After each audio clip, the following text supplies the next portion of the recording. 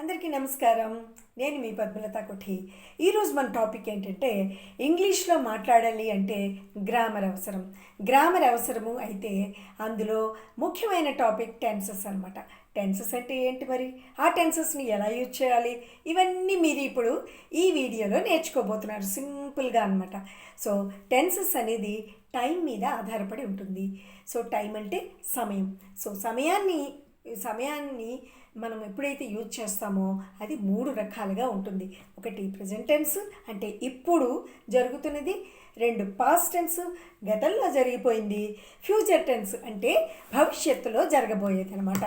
ఇప్పుడు ఒక్కొక్కటి సింపుల్గా చూద్దాం. చూడండి, ప్రెజెంట్ టెన్స్లో ఇప్పుడు జరిగింది మనం చెప్పుకుంటున్నాం.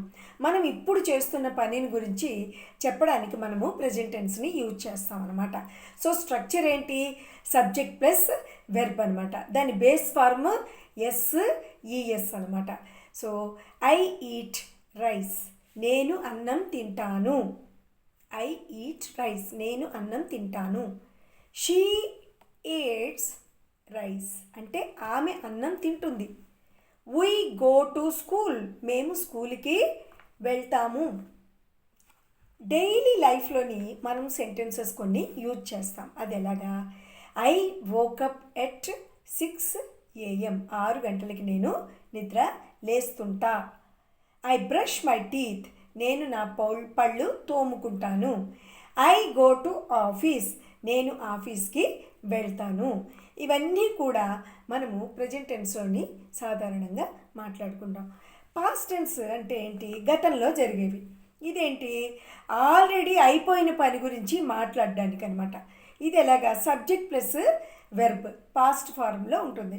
ఇది go, went, eat, ate, see, saw, do, did ఇలాగా మనము యూజ్ చేయాలన్నమాట పాస్ట్ టెన్స్లో. For example, I went to school yesterday, గతంలో జరిగిపోయింది కదా. సో నేను నిన్న స్కూల్కి వెళ్ళాను. షీ కుక్డ్ ఫుడ్, తను వంట వండింది. దే ప్లేడ్ క్రికెట్, వాళ్ళు క్రికెట్ ఆడారు. సో ఇదంతా కూడా పాస్ట్లో జరిగిపోయింది అనమాట.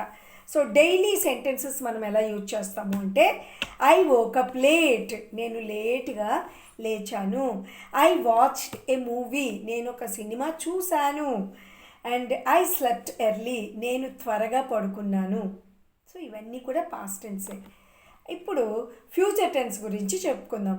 భవిష్యత్తులో జరిగేదనమాట.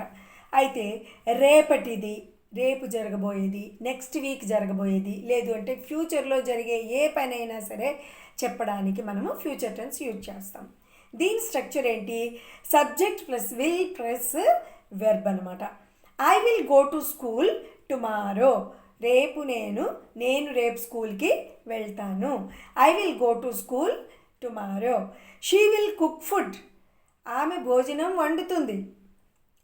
దే విల్ కమ్, వాళ్ళు వస్తారు.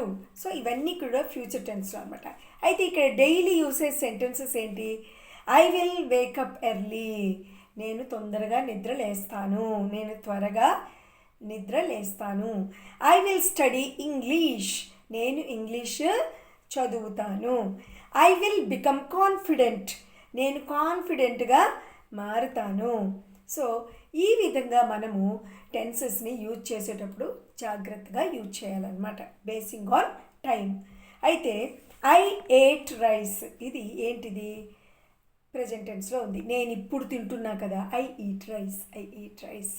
So I ate rice past అనమాట. అది ఐ ఈట్ రైస్ ఇప్పుడు ప్రెజెంట్ టెన్స్ అయితే, ఐ ఏట్ రైస్ అనేది పాస్ట్ టెన్స్, నేను ఆల్రెడీ తినేసాను. ఐ విల్ ఈట్ రైస్, నేను తినబోతున్నాను. సో అది ఫ్యూచర్ టెన్స్ అనమాట. సో ఇప్పుడు ఇక్కడ నేను స్కూల్కి వెళ్తాను, దీన్ని ఎలా చెప్తాం చెప్పండి, ఐ గో టు స్కూల్. నేను నిన్న మార్కెట్కి వెళ్ళాను, I went to market. Go ఇక్కడ యూజ్ చేయకూడదు, ఐ వెంట్ టు మార్కెట్. నేను రేపు మూవీ చూస్తాను ఫ్యూచర్ టెన్స్లో, I will watch a movie. Structure will కదా, so I will watch a movie. So ఈ విధంగా ఇంగ్లీష్ గ్రామర్ అనేది ఏదో పెద్ద భూతం ఏమీ కాదు, కష్టం కూడా కాదు. డైలీ యూసేజ్లోని అన్నీ కూడా కరెక్ట్గా వచ్చేస్తూ ఉంటాయి. అయితే గ్రామర్ మీద ఎక్కువ ఫోకస్ పెట్టి స్పోకెన్ ఇంగ్లీష్ మాట్లాడలేకపోవడం అనే భయాన్ని మాత్రం డెవలప్ చేసుకోవద్దు. గ్రామరు స్ట్రక్చర్స్ నేర్చుకుంటాం అంతవరకే. అది యూసేజ్లో మనకి అవే కరెక్ట్ అయిపోతాయి అన్నమాట. ఫస్ట్ మాట్లాడడం అనేది రావాలి, అది కాన్ఫిడెన్స్ అనేది మనకి రావాలి. మనం రోజుకి ఒక్కొక్క 5-5 సెంటెన్సెస్ కానీ ప్రాక్టీస్ చేస్తూ పోతే ఆటోమేటిక్గా ఒక 30 డేస్కి కొంతవరకైనా సరే ఫ్లూయెన్సీ అనేది వచ్చేస్తుంది అనమాట. ఒకేసారి ఎక్కువ సాధించలేకపోవచ్చు, కానీ నెమ్మదిగా మనం ఏమైనా సాధించగలము. So keep rocking, keep shining. Thank you very much. నేనైతే మీతో ఉన్నాను, మీరేం గాబరా పడక్కలేదు. సో ఇంగ్లీషు హిందీ మీకు మాట్లాడడం ఎలాగో నేను రోజు నేర్పిస్తాను. మీరు లైక్ చేయండి, కామెంట్ చేయండి, సబ్స్క్రైబ్ చేయండి, షేర్ చేయండి మీ ఫ్రెండ్స్కి. So thank you very much. మీరు నాకు సపోర్ట్ చేస్తూ ఉండాలి, నేను కూడా మీకు సపోర్ట్ చేస్తూ ఉంటాను. హ్యాపీగా మనము ఎన్నో కొత్త విషయాలని నేర్చుకుందాం. Thank you very much. మీ పద్మలత కొఠి.